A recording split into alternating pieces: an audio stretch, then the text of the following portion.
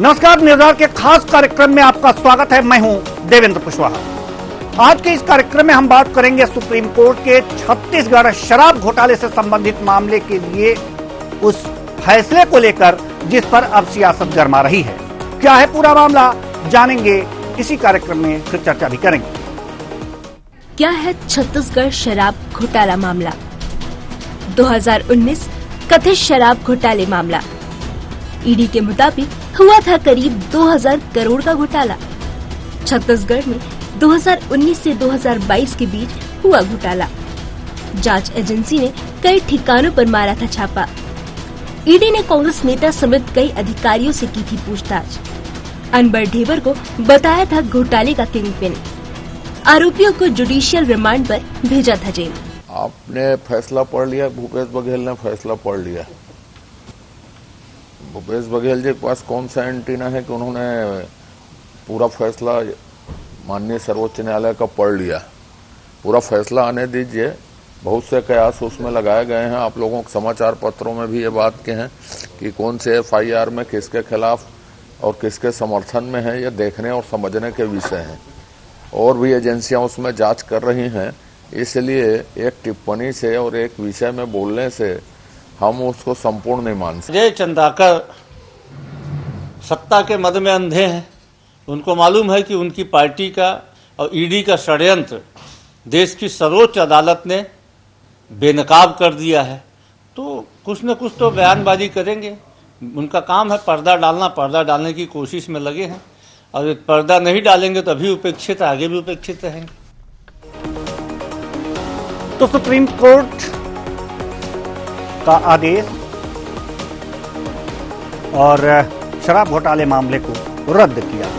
आज इसी मुद्दे पर हम चर्चा करेंगे। छत्तीसगढ़ का यह मामला, और इस मामले पर चर्चा के लिए हमारे साथ जो मेहमान जुड़े हुए हैं उनसे आपका परिचय करा दें। अनिल सिंह चौहान जी, प्रवक्ता कांग्रेस, गंगेश द्विवेदी जी, वरिष्ठ पत्रकार। दोनों मेहमानों का बहुत बहुत स्वागत है हमारे इस कार्यक्रम में। चर्चा की शुरुआत करेंगे। अनिल सिंह चौहान जी, सुप्रीम कोर्ट ने फैसला सुनाया और कांग्रेस को राहत मिली, नेताओं को राहत मिली, क्या कहेंगे इस पर? देखिए देवेंद्र जी, भारतीय जनता पार्टी ने जिस तरह से भारतीय जनता पार्टी की केंद्र सरकार ने केंद्रीय एजेंसियों का दुरुपयोग किया, जिसको कांग्रेस ही नहीं सारा विपक्ष और कई विद्वान जानकार जो मीडिया क्षेत्र के हैं या सामाजिक क्षेत्रों के हैं वो बोलते आए हैं। विधि क्षेत्र के जानकार भी, सर्वोच्च न्यायालय के कई वरिष्ठ अधिवक्ता भी इस चीज को बोलते आए हैं कि किस तरह से इन लोगों ने वेपनाइजेशन किया है एजेंसीज का, उनको हथियार की तरह इस्तेमाल किया है डेमोक्रेसी को खत्म करने के लिए, विपक्ष को खत्म करने के लिए। और मैं बिल्कुल उल्लेख करूंगा कि इंडियन एक्सप्रेस में एक पेज की न्यूज छपी थी कि किस तरह से 25-30 नेताओं पे छापेमारी हुई, उन पर आरोप हुआ, पीएमएलए एक्ट लगाया गया और जैसे ही वो भाजपा ज्वाइन किए कार्रवाई शिथिल कर दी गई, खत्म कर दी गई। तो इस तरह की जो चीजें लगातार आज देश में हो रही हैं, मैं समझता हूं आजादी के बाद आज तक हिंदुस्तान में इतनी बड़ी मात्रा में भयादोहन करके, ब्लैकमेलिंग करके या पैसों का प्रलोभन देके कभी दल बदल नहीं किया गया। ना इतना दमन किया गया विपक्ष के नेताओं का, विचारधाराओं का। सर्वोच्च न्यायालय का, माननीय सर्वोच्च न्यायालय का यह आदेश इसकी पुष्टि करता है। उन्होंने कहा यहां तो धन शोधन का मामला ही नहीं है। और बड़ी बात यह है देवेंद्र जी कि शराब नीति बदलने पर एक तरफ अरविंद केजरीवाल जेल चले जाते हैं, एक तरफ रमन सिंह पर कोई चूंचा नहीं करता, हजारों करोड़ का स्कैम करते हैं। कांग्रेस आती है और कांग्रेस ने उसी शराब नीति पर काम करना चालू किया, उसको झूठे अनर्गल प्रलाप ये किए और विधानसभा में उसका एडवांटेज भी लिए।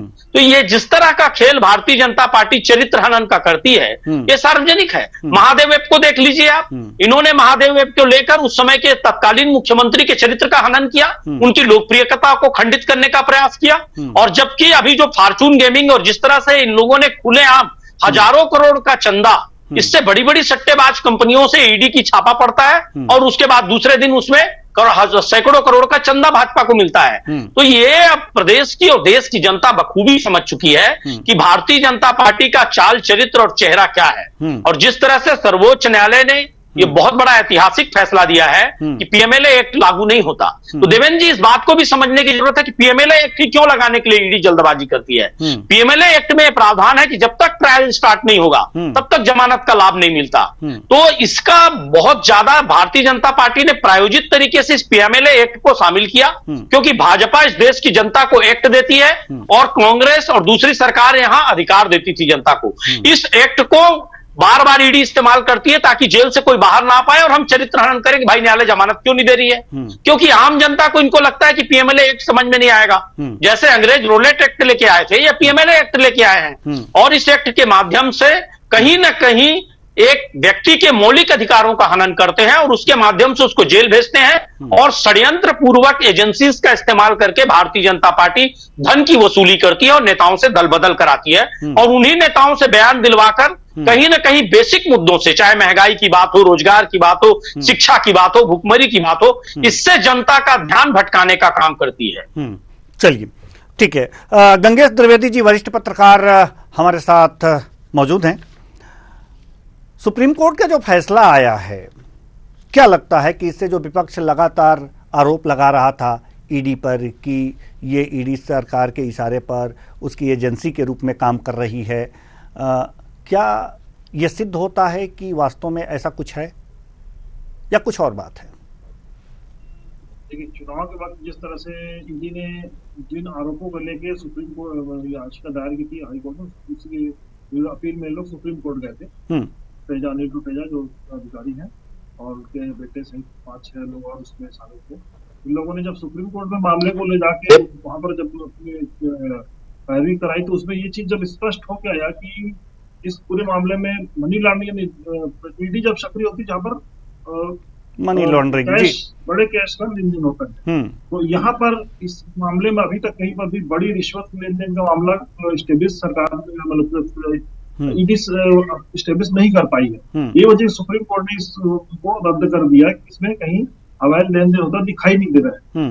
और इसके अलावा जो सामान्य तौर पर जो चलती थी, जो आम तौर पर था कि 10 रुपए जो एक्स्ट्रा टैक्स दे रहे थे, उसको इन लोगों ने कैलकुलेट किया था और कुछ एक अपने पॉलिटिकल कहना चाहिए वो संरक्षक, राजनीतिक संरक्षक को पैसे पहुंचाने की बात थी इसमें, वो सब चीजें अभी तक सिद्ध नहीं हो पाई हैं। मुझे लगता है कि प्राइवेट ही सुप्रीम कोर्ट को लगा होगा कि इस मामले में कहीं पर कैश का बड़ा लेन नहीं हो पाया है, मामला खारिज किया। ये मामला आने के बाद कहीं ना कहीं ऐसा लग रहा है कि केंद्र स्तर पे इस एजेंसी का कुछ न कुछ दुरुपयोग लगातार कांग्रेस और अन्य पार्टियां इसका आरोप लगा रही है सरकार के ऊपर। एक वॉशिंग मशीन का भी खूब आजकल चला आ गया है कि भाजपा में जो जा रहे हैं वो वॉशिंग मशीन में धुल के पाक साफ हो जा रहे हैं, जो भाजपा में नहीं है उसका तमाम दाग लग रहे हैं। तो ये इस आरोप को बल मिलता है इस सुप्रीम कोर्ट इस फैसले से। यानी कि इस फैसले से इस बात का बल मिलता है कि वास्तव में जो केंद्र सरकार है सरकारी एजेंसियों, जांच एजेंसियों का दुरुपयोग करती है। हम आना चाहेंगे अनिल सिंह चौहान जी के पास। जैसा कि गंगेश द्विवेदी जी ने ये अच्छी समीक्षा की कि इस फैसले से ऐसा लगता है कि वास्तव में जो आरोप लगते रहे हैं उसमें कुछ सच्चाई है। अब चूंकि बात अगर जो ये है और इनकी समीक्षा से ऐसा आया है, तो अब जो है विपक्ष क्या करने वाला है? हालांकि ये बात साबित होती है कि कुछ न कुछ गड़बड़ है, तो इस गड़बड़ी को और आगे न बढ़ना दिया जाए और सरकार को यहीं ब्रेक लगाया जाए, इसके लिए विपक्ष क्या कुछ तैयारी कर रही है? देखिए देवेंद्र जी, कहीं ना कहीं सरकार का चेहरा जब उजागर हो गया है तो मैं ये समझता हूं सबसे पहले आपको साधुवाद दूंगा कि बहुत कम मीडिया समूह हैं जो इस विषय पर चर्चा करना चाहते हैं और आपने इस विषय को चुना और इस पे जनता को कहीं ना कहीं असलियत जनता के बीच लाने का काम आपने किया कि जनता फैसला करे कि चीजें क्यों चल रही हैं। इसके लिए मैं आपको साधुवाद दूंगा और ये हम सबका दायित्व है, चाहे मीडिया समूह हो, चाहे आम जनता हो, चाहे सामाजिक संगठन हो, चाहे राजनीतिक दल हो, क्योंकि देखिए जब देश है, जब लोकतंत्र है तो हम सब हैं और इस कड़ी में सबको ये बात सामने लाना चाहिए कि आखिर सरकार का असली चेहरा क्या है। देखिए देवेंद्र जी, एक छोटा सा उदाहरण है कि शराब को लेकर जब भारतीय जनता पार्टी इस राज्य में विपक्ष में थी, केंद्र के नेता आते थे, वो भी बयान देते थे, यहां स्टेट के लीडर भाजपा के बयान देते थे कि 2 काउंटर चल रहे हैं, नकली होलोग्राम है। लेकिन 4 महीने में देखिए कि आज तक इन्होंने कोई राजस्व बढ़ाकर नहीं दिखाया। जब 2 काउंटर से शराब बिक रही थी, आप 1 काउंटर पर बेच रहे हैं तो राजस्व भी तो बढ़ना चाहिए सरकार का। तो आप टारगेट बढ़ा रहे हैं, कीमत बढ़ा रहे हैं, एक तरफ कीमत भी बढ़ा देते हैं, एक तरफ टारगेट भी बढ़ा देते हैं और कहते हैं कि हम नशा मुक्त करना चाहते हैं। तो भाजपा की ये जो दोहरी नीति है, कहीं ना कहीं जनता समझ रही है। और सबसे बड़ी दिक्कत जो है वो इस बात की है कि आप राजनीतिक दलों को समाप्त करने का काम कर रहे हैं, विचारधाराओं को। जो लोकतंत्र की ताकत है, चाहे वो विपक्ष की विचारधाराएं ही क्यों ना हो, जैसे राकपा, शिवसेना, आज आप देखिए तृणमूल पे जो हमले हैं, देखिए प्रधानमंत्री जी की, अमित शाह जी की जो भाषा की मर्यादा है वो देखिए, बसपा को लगभग इन्होंने गौड़ कर दिया है। कई दलों के मुख्य नेताओं को इन्होंने ईडी, आईटी, सीबीआई के माध्यम से दबा कर रखा है, उनको अपनी अभिव्यक्ति की आजादी इन्होंने छीन ली है। और कई बार ऐसा खेल कर रहे हैं कि मुख्य मुद्दों की बात ना हो तो उन दूसरे दलों से नेताओं को लाकर उनसे अनारगल बयानबाजी करा के और उसमें उलझाने का प्रयास देश की जनता कर रहे हैं। लेकिन छत्तीसगढ़ और देश की जनता महंगाई पर, रोजगार पर, शिक्षा पर, रेलों की जो स्थिति है उस पर हर व्यवस्था को आकलन करती है और मैं ये समझता हूं कि वो समय आने पर जवाब देगी। और आज देश में जो वातावरण बन रहा है इस तानाशाही के विरुद्ध, तो जनता वर्सेस भाजपा का वातावरण बन रहा है। पूरे देश की जनता इस चीज को समझ रही है कि किस तरह से हमको धर्म के नाम पर ठगा जा रहा है, हमको तस्वीर दूसरी दिखाई जा रही है। जिस तरह से अटल जी ने इंडिया साइनिंग और बड़े बड़े नारा उस समय तत्कालीन भाजपा सरकार ने दिया था और जनता ने सबक सिखाया था, उसी तरह आज जब ये अच्छे दिनों की बात करना छोड़ दिए हैं, 100 दिनों में महंगाई में नियंत्रण की बात छोड़ दिए हैं और अब 2047 का सपना दिखाने लगे हैं, देश लगातार कर्ज में डूब रहा है दूसरी तरफ, तो अब जनता इन चीजों को कहीं ना कहीं 10 सालों में समझ गई है कि 100 दिन मांगने वाले, 6 महीने मांगने वाले अब 10 सालों में क्या जवाब देंगे। तो जनता अब परिवर्तन चाहती है क्योंकि जनता को लोकतंत्र बचाना है, संविधान को बचाना है। और इस तरह से जो दोहन हो रहा है, लेकिन जो विपक्षी पार्टियां हैं उनको ईडी से अपने आप को बचाना है, क्योंकि हाईकोर्ट ने, माफ कीजिएगा, सुप्रीम कोर्ट ने यह फैसला दिया है और यह फैसला दिया है तो ये सिद्ध हो गया कि सुप्रीम कोर्ट ने यह साफ बातें कह दी कि हाँ ये मनी लॉन्ड्रिंग का मामला नहीं था। ऐसे में अगर जो ईडी अगर जो कोई कार्रवाई करती है तो क्या उसे यह पता ही नहीं होता कि वास्तव में यह मनी लॉन्ड्रिंग है या नहीं है? इसकी जांच करने के बाद ही कोई अन्य चीजें की जानी चाहिए थी। ये तमाम सवाल हैं जिसके जवाब मिलने चाहिए। गंगेश द्विवेदी जी, हम आपसे जानना चाहते हैं कि क्या ईडी की कार्रवाई, अगर कोई शिकायत दर्ज की गई किसी के तरफ से या खुद दर्ज की स्वतः संज्ञान लेते हुए ईडी ने, तो क्या मनी लॉन्ड्रिंग का मामला बनता है या नहीं बनता है? क्या इस तर्क के आधार पर उसको बिना परखे ही कार्रवाई शुरू कर देती है ईडी? नहीं, देखिए ईडी का तो पहला काम ही वही है। ईडी की भूमिका वहीं शुरू होती है जहां बड़े पैमाने पे, छोटे पैमाने पे नहीं, छोटे पैमाने पे ईओडब्ल्यू और एसीबी है, ईओडब्ल्यू जी, बड़े पैमाने पर जब बड़े पैमाने पर पैसे का लेन देन होता है कैश में, तो वहां पर ईडी की भूमिका आती है। और सबसे पहली ईडी की भूमिका अपनी आने के पहले ईडी को सबसे पहले ये तय करना होता है कि यहाँ पे बड़े पैमाने पर मनी की लॉन्ड्रिंग हुई है या नहीं, मनी का ट्रांजेक्शन हुआ है कि नहीं हुआ कैश में। अगर वो जब तक क्लियर नहीं होगा, बिना वो ही उसका आधार होता है इन्वॉल्व होने का। जब तक वो नहीं होगा तब तक ईडी कैसे इन्वॉल्व होती है। तो मुझे लगता है इस मामले में नहीं हुआ है, पहले से नहीं हुआ है।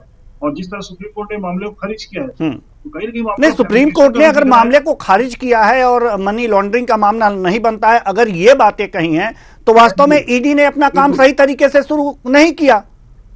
यह बात क्लियर हो गई जी। अगर ये बात क्लियर हो गई तो वही मैं अनिल जी से जानना चाहता हूं, अनिल सिंह चौहान जी, कि अब ईडी ने जो कार्रवाई की है, इस तरह की कार्रवाई आगे न करे, किसी के दबाव में आके काम ना करे, जैसा कि आप लोग हमेशा आरोप लगा रहे हैं। हम नहीं लगा रहे, आप लोगों के आरोपों की बात कर रहे हैं। तो ऐसे में विपक्ष अब क्या करने वाला है? कोई है रणनीति बना रहा है कि ईडी के खिलाफ भी आप जाइए कि अगर इन्होंने ऐसा किया है तो क्यों किया है, और इतने लोगों पर अगर जो इन्होंने कार्रवाई की है तो उसके खिलाफ ईडी के अधिकारियों पर कोई दंड क्यों ना निर्धारित किया जाए? क्या इसके लिए कोई रणनीति विपक्ष बना रहा है या नहीं बना रहा? हम ये जानना चाहते हैं। देवेंद्र जी, बहुत अच्छा सवाल है आपका।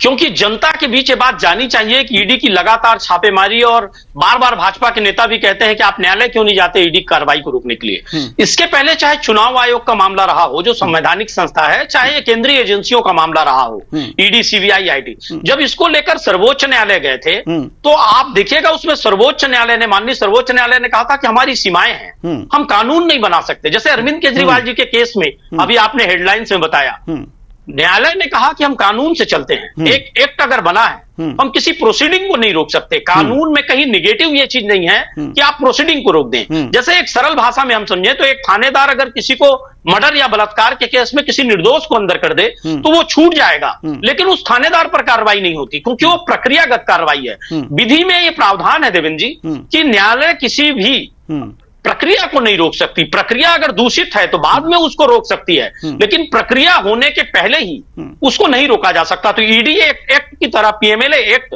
और जो भारतीय जनता पार्टी की सरकार ने सुनियोजित षड्यंत्र करके पास किया है, उसको न्यायालयों की अपनी सीमा है, जो माननीय न्यायालय ने पहले भी कहा है अपने निर्णय में, तो ये हमारी अपनी सीमा है। हम चुनाव आयोग नहीं बन सकते, हम पुलिस और ईडी नहीं बन सकते, हम इनकी कार्रवाई की समीक्षा कर सकते हैं, पर इनको कार्रवाई करने से रोकने का प्रावधान हमारे पास नहीं है। तो देवेंद्र जी, इस देश की जनता के पास जाने के अलावा विपक्ष के पास कोई भी और दूसरा अवसर नहीं है या दूसरा विकल्प नहीं है। हमको जनता के बीच ही जाकर बताना पड़ेगा कि कैसे इन्होंने कानून को तोड़ मरोड़ कर, लोकतांत्रिक व्यवस्था को और मूल्यों को भंग करके इस तरह के एक्ट जनता को देने का काम किया, जिससे लोकतंत्र का दोहन हो सके। लोकतंत्र में चुने हुए जो प्रतिनिधि होते हैं उनको इन्होंने किस तरह से दबाव बनाया, किस तरह से उनको खरीद फरोख्त किया या ईडी आईटी के माध्यम से भयादोहन किया और दलों को समाप्त करने का काम किया, ये सबसे जघन्य पाप है। और हिंदुस्तान की आजादी के बाद जिस तरह रियासतों में ये देश बटा था, छोटे छोटे राज्य थे, एक अखंड भारत का निर्माण हुआ और इतना आदरणीय हमको संविधान मिला, इतना स्वस्थ लोकतंत्र मिला। आप हमारे पहले जो कंट्री आजाद हुई वहां देख लीजिए आप स्थिति, पाकिस्तान में फौज पर दबाव, आज ही आपके समाचार चैनल पे भी चला कि वहां फौज अब रिहाई का सोच रही है, क्योंकि नवाज शरीफ जी अब सरेंडर कर रहे हैं फौज के सामने। तो क्या सरकारों के सामने जो सरेंडर कर दे वही मीडिया समूह और राजनीतिक दल बचेंगे, या जो सरकार से सवाल पूछे वो भी बचेंगे? ये जनता को तय करना है, क्योंकि जब जनता ये तय करेगी कि क्या लोकतंत्र बचाना है, संविधान बचाना है, हर व्यक्ति को जो मौलिक अधिकार दिए हैं उसकी रक्षा करनी है, ये बात अब जनता को डिसाइड करना है। हम जनता के बीच जाएंगे और भारतीय जनता पार्टी के असली चेहरे को बेनकाब करेंगे। जी, नियम कानून सबके समान अवसर देने के लिए और समता के अधिकार को कायम रखने के लिए बनाए जाते हैं। गंगेश त्रिवेदी जी, सवाल यहां पर यह है कि जो ऐसे नियम और ऐसे कानून अगर बन गए जिस पर जो विपक्ष है या किसी भी व्यक्ति को अनावश्यक परेशान किया जा सकता है कुछ देर के लिए, तो उस कानून को, उस नियम में बदलाव संभव होता है, और इसीलिए हमारी जो संसद है यहां बनी हुई है। ऐसे में क्या ऐसे नियम को रहना चाहिए या बदल देना चाहिए? गंगेश त्रिवेदी जी। देखिए, ऐसे नियम, देखिए ईडी है, सीबीआई है, इन एजेंसियों पे लगातार दुरुपयोग केंद्र सरकार पे खासतौर पर, चूंकि ये केंद्र सरकार के अधीन रहती है एजेंसियां। जब यूपी की सरकार थी, आपको याद होगी, उस समय यूपी की सरकार के सामने सीबीआई पर इसी तरह आरोप लगता था कि सीबीआई जो है गवर्नमेंट का तोता बन गई है। इस तरह से भाजपा और उनके संगठन दल लगाते थे। इस बार कांग्रेस लगा रही है ईडी को के खिलाफ और सीबीआई भी साथ में। तो इसमें देखिए मजबूरी ये होती है कि केंद्र सरकार के अधीन रहती है दोनों एजेंसियां। मुझे लगता है कि कानून में इस तरह का संशोधन होना चाहिए कि जब खासतौर पर चुनाव का वक्त, इस समय जनमत को प्रभावित करने का अवसर हो, कुछ ऐसे संशोधन हो कि इस अवसर पे अगर कोई इस तरह का केस पेश होता है, उस केस को ज्यादा हो तो उस जांच को पेट नहीं कर दिया जाए 2-3 महीने, 4 महीने, 6 महीने के लिए, जब तक चुनाव प्रक्रिया पूरी नहीं हो जाती। अगर ये ऐसा संशोधन हो सकता है नियमों में, तो मुझे लगता है कि जो काल अभी जैसा कि छत्तीसगढ़ के चुनाव में दिखाई दे रहा है कि लगातार एजेंसी को छापा चुनाव करता रहा और कहीं ना कहीं उसे जनता निश्चित तौर पर प्रभावित हुआ होगा, थोड़ा बहुत कम ज्यादा जो भी हुआ होगा, लेकिन प्रभावित तो हुआ होगा। सबसे बड़ी बात है कि महादेव एक घोटाले में मुख्यमंत्री के खिलाफ भी जो नाम आया है, उसको भी लेकर तमाम वाद विवाद की स्थिति है।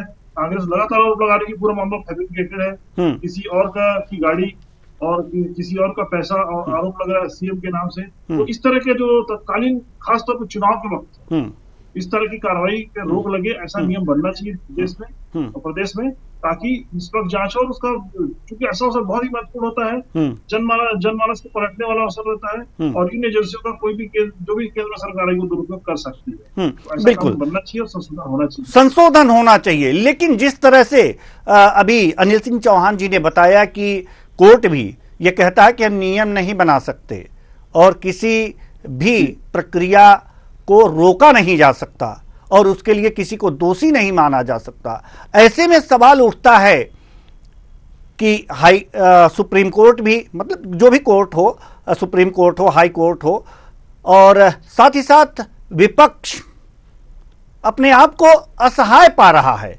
एक तरह से कहा जा सकता है कि असहाय पा रहा है। ऐसे असहाय वाली स्थिति अगर जो इन लोगों के सामने आ गई है, तो अब तरीका क्या है? तरीका क्या है कि इस बात को कैसे उठाया जाए, किस तरह से संशोधन की ओर बढ़ा जाए? क्योंकि संशोधन के लिए तो बहुमत की आवश्यकता होगी, सरकार बनाने की आवश्यकता होगी, और उसके लिए चुनाव मैदान में बड़ी मजबूती से लड़ने की आवश्यकता होगी।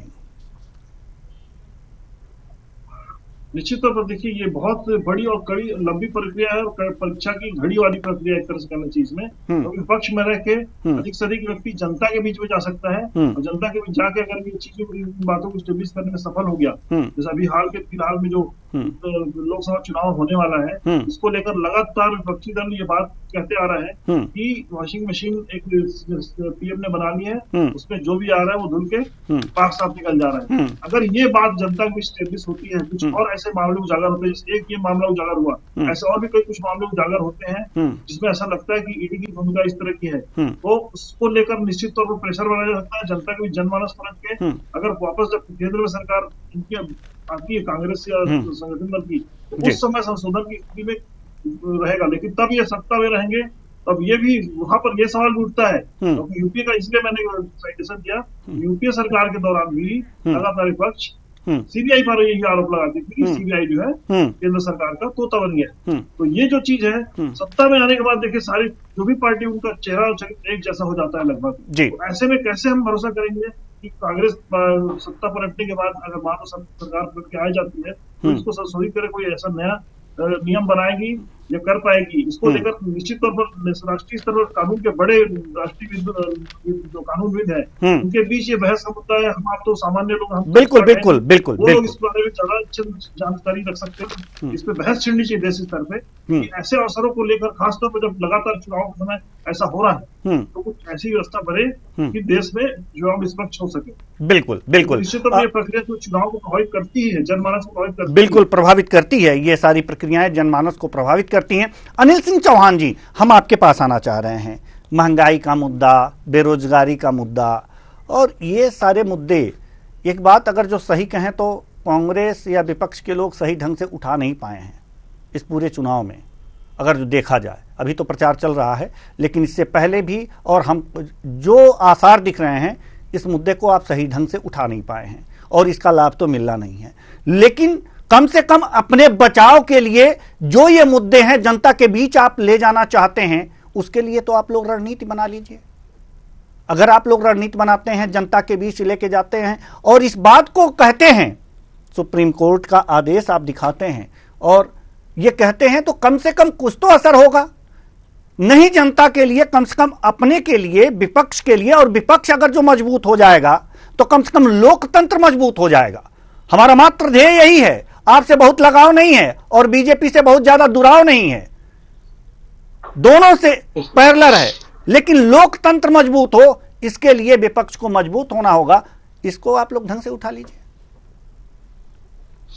देखिए देवेंद्र जी, बहुत अच्छा सवाल है आपका। हम लोग हमेशा शिक्षा, रोजगार या महंगाई और इन सभी मुद्दों को ज्यादा से ज्यादा जनता के बीच ले जाने का प्रयास करते हैं, लेकिन आप जानते हैं कि आज के परिवेश में बहुत कम ऐसे मीडिया समूह हैं, जैसे मैंने पहले ही आपको साधुवाद दिया कि आपने मुद्दा उठाया, बहुत कम ऐसे लोग हैं जो विपक्ष को दिखाना चाहते हैं। 4-4 घंटे सत्ता पक्ष के लोगों का गुणगान करने वाला मीडिया समूह है, व्हाट्सएप यूनिवर्सिटी है। अनिल सिंह जी, मैं मानता हूं विपक्ष से देवेंद्र जी, प्यार मैं विपक्ष नहीं से है, प्यार की जो बात नहीं सही कर है रहा हम हूं। वो दिखाते हैं। मैं आप क्यों सिर्फ- कह रहे हैं कि हम आपको दिखाते हैं, मैं- विपक्ष को दिखाते हैं? और नहीं, मैं बिल्कुल सिर्फ कह रहा हूं कि आप समानांतर सबको अवसर देते हैं, बिल्कुल। चाहे सत्ता पक्ष हो विपक्ष हो। जी। ये समानांतर जो परंपरा रही है हमारे लोकतंत्र में, जी। वो परंपरा भी टूट रही है। मैं सिर्फ उस पर सवाल उठा रहा जी। हूं। आपने उसका पालन किया कि आप सबको बराबर अवसर दे रहे जी। हैं, लेकिन बहुत से ऐसे आज समूह हैं, आप देखिए, चाहे व्हाट्सएप यूनिवर्सिटी हो, चाहे फेसबुक पे देखिए, आप विपक्ष के कंटेंट हटा दिए जाते हैं। लेकिन महत्वपूर्ण बात यह है देवेंद्र जी कि आज देश को, लोकतंत्र को पारदर्शी और मजबूत बनाने के लिए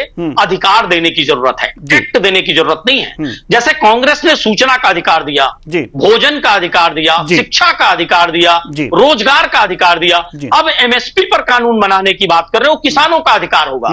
तो देश की जनता और लोकतंत्र तब मजबूत होगा जब उनको हम अधिकार देंगे, जी। जब हम एक्ट देते हैं, इस तरह के एक्ट, जैसे पीएमएलए एक्ट है, या ईडी को जिस तरह से मजबूत बनाया हमने, दूसरी एजेंसियों को मजबूत बनाकर सुनियोजित ढंग से विपक्ष का दमन करने का प्रयास किया।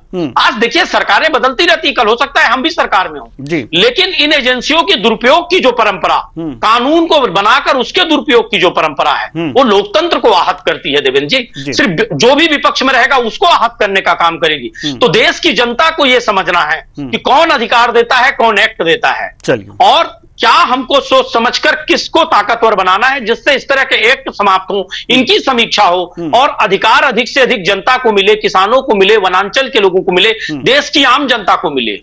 ये सोचने का काम जनता का है, हमारा काम जन जागरण का है। हम आजादी के पहले से वो काम करते आए हैं और आज भी करेंगे, और हम लोकतंत्र को मजबूत बनाने के लिए जो हमसे होगा बेहतर से बेहतर योगदान देंगे। आप जैसे विद्वान पत्रकार भी जो सलाह देंगे, हम उसको सर आंखों पे लेते हैं। हम ये भी मान लेते हैं, हो सकता है हम इस मुद्दों को और बेहतर ना रख पाए हो, जिन मुद्दों की आप बात कर रहे हैं, हम और अच्छे से इसको रखने का प्रयास करेंगे, क्योंकि हम ये मानते हैं कि इन मुद्दों पर ही चुनाव होना चाहिए, क्योंकि देश की जनता की आवश्यकता एक्ट नहीं, इसी तरह की प्राथमिक आवश्यकताएं हैं, मौलिक आवश्यकताएं हैं, मौलिक अधिकार है। जी, चूंकि अब समय नहीं है कि हम इस चर्चा को और आगे बढ़ाएं। हालांकि हमने बीजेपी प्रवक्ता को भी आमंत्रित किया था, लेकिन वो किन्हीं कारणों से नहीं आ पाए, या फिर जवाब देने से बच रहे थे, ये तो वही जाने, लेकिन हमसे जुड़ नहीं पाए। इसलिए जो भी मेहमान हमारे साथ आए और अपने विचार साझा किए, बहुत बहुत धन्यवाद आपका। आप आए और अपने विचार साझा किए, बहुत बहुत धन्यवाद। तो कुल मिलाकर के देखा जा सकता है कि ईडी को सुप्रीम कोर्ट का झटका लगा है। कहा है कि जहां आपके मैटर नहीं है वहां भी आप कूद गए और मामले को खारिज कर दिया। मामले को खारिज करने के बाद अब सवाल यह उठता है कि क्या वास्तव में ईडी केंद्र सरकार के इशारे पर काम कर रही है? अगर कर रही है तो ये लोकतंत्र के लिए बड़ा खतरा है और ये नहीं होना चाहिए। इसके बाद अब जो भी कार्रवाई हो, अगर ईडी के अधिकारी सोच समझ करके करें। सरकार से भी निवेदन है कि अगर आप किसी दबाव में काम करवा रहे हैं किसी जांच एजेंसी से, तो ऐसे दबाव ना दें। हालांकि ये मैं नहीं जानता कि दबाव में हैं या नहीं है, लेकिन सोच समझ करके लोकतंत्र की रक्षा करते हुए अगर जो काम हो तो वास्तव में प्रसन्नता पूरे देश को होगी। फिलहाल इस कार्यक्रम में इतना ही। मुझे दीजिए इजाजत। नमस्कार।